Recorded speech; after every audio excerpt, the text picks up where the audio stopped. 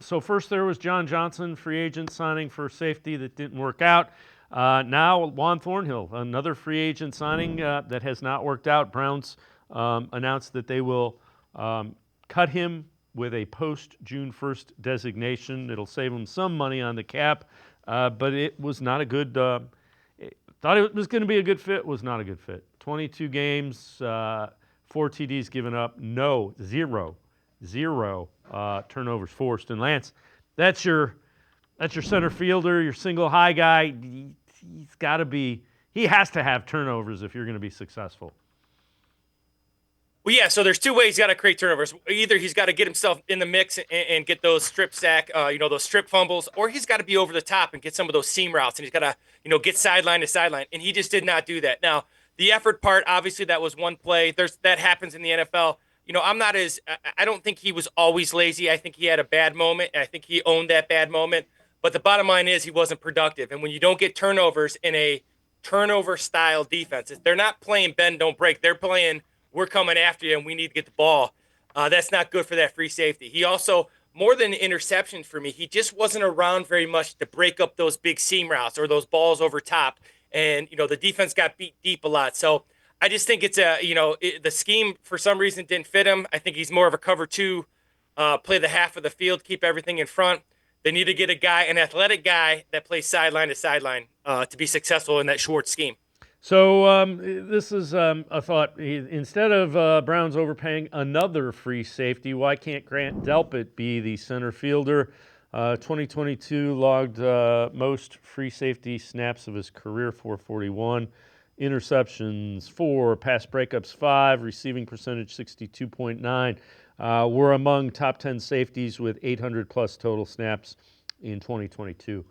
I don't doubt that he can do that.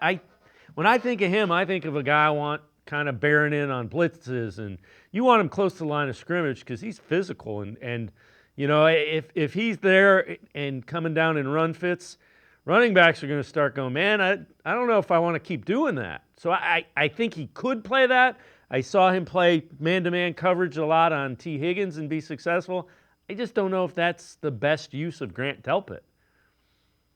Well, you've seen when Schwartz got here, you've seen the best version of Grant Delpit is inside the box, that 7th, 8th player in the box. He can cover tight ends, backs. He's really good against the run and that CD gap integrity, that gap fit. He's got to be down the line of the scrimmage. Now, here's the deal. I agree with you. He can do it, and within some of their rotations, and if you get motion, if you get shifts, occasionally he has to play back there, which I think he can. However, you don't want to teach two guys new things, right? So if you got a new guy, that's a really hard position. It's hard to cover and be physical in the run game. That's a harder guy to find, in my opinion, in a short scheme than it is a guy to play center field. A guy to play center field that comes in initially for the Browns has got to be able to get sideline to sideline, use his athletic ability as he learns the NFL game. That's a whole different ball game when you're down in the box. You got linebacker run fits. You got man coverage on tight ends, backs. You occasionally have to cover slot receivers like T. Higgins. So, yes, I agree with you. I think he can do it. But now you're not maximizing his talents. And the thing that you want to do as an NFL coordinator or as an NFL coach or a coach at any level, to be honest with you, I used to say at my staff meetings, how can we maximize the talent of our guys? What do they do well? Instead of thinking of what they do poorly, let's talk about what they do well and let's maximize that. And what Grant Delpit does really, really well, even though he covers well, is down in the box, being a menace in the run game, blitzing, etc. So I think, though he can do it, I don't think he's the best fit, just because he's so good at what he's really good at.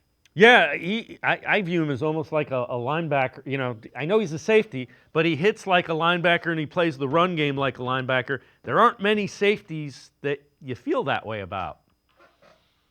Yeah, it's a really hard mix, right? So he gets down in there. He's got to be a D gap. Those set the edge at times when the defensive end's inside.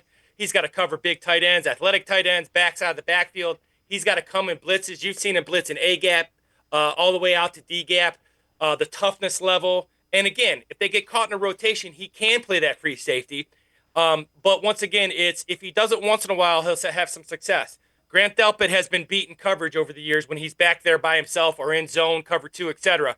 And once again, I don't ever believe in setting a player up for failure. And not that he wouldn't be successful, but why not have this guy do what he does best? Get him down there in the line of scrimmage. And we used to call those guys, he's just a menace down there. He's a guy you got to account for as that second-level defender, that 7th, 8th guy in the box, That's what he does well, especially in this Schwartz scheme.